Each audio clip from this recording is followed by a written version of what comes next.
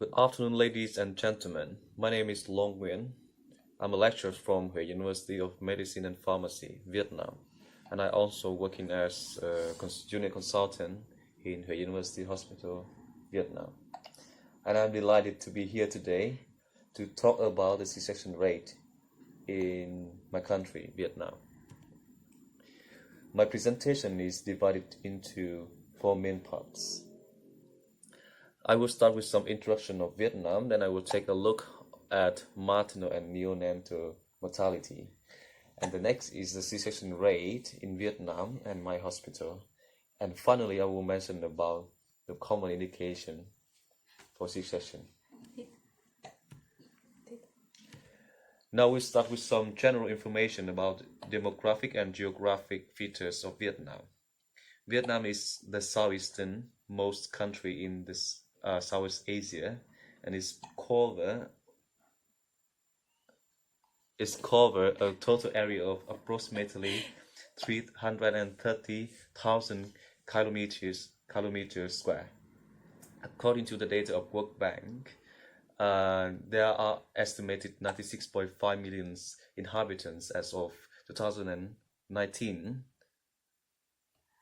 and it's become the 15th most populous country around the world, which means that, and the annual population growth rate is approximately 1%, which means that roughly 1 million babies born every year. I am one of the Now, you all belong to UK. UK. Now, we'll move on the maternal and infant mortality.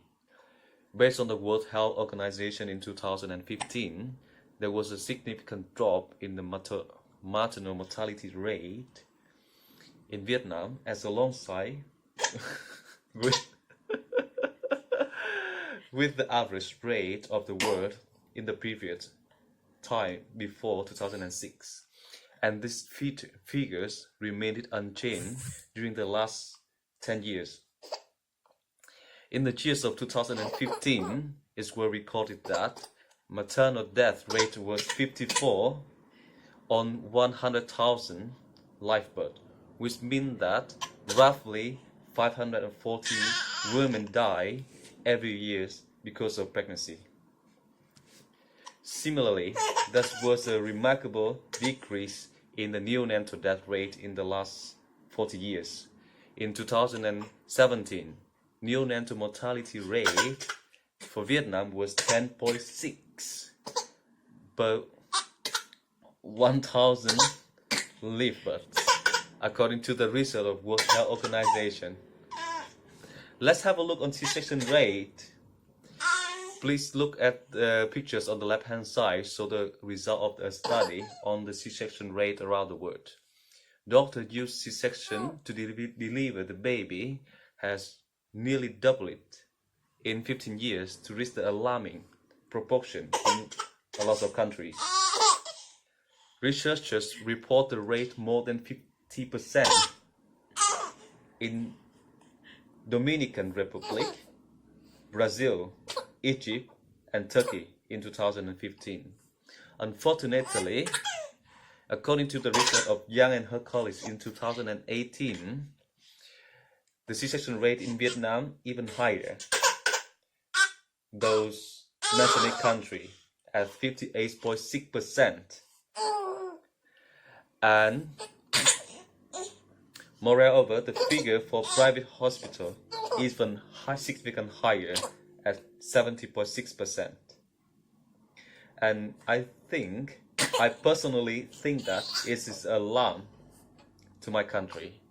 To my knowledge, there are currently no specific controlling system for monitoring and controlling the C-section rate in Vietnam.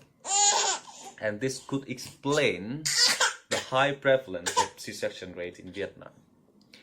Furthermore, cultural-related social concern may contribute the rising of C-section rate. In Vietnamese culture, the birth time and date are believed to contribute the determining a person's fate. And also, having a C-section delivery is easier than vaginal delivery, and it is a demand from women and families. It contributes the rising of C-section rates. Vietnamese families now tend to have a fewer children, and many of them thought that C-section are safer. And the C-section rate in the private hospital was significantly higher than public hospital because demanding from women and families.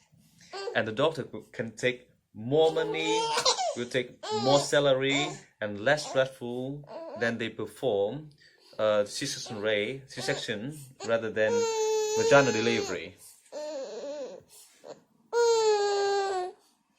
Regarding to techniques, there are some difference in the techniques when we perform C-section based on the personal experience.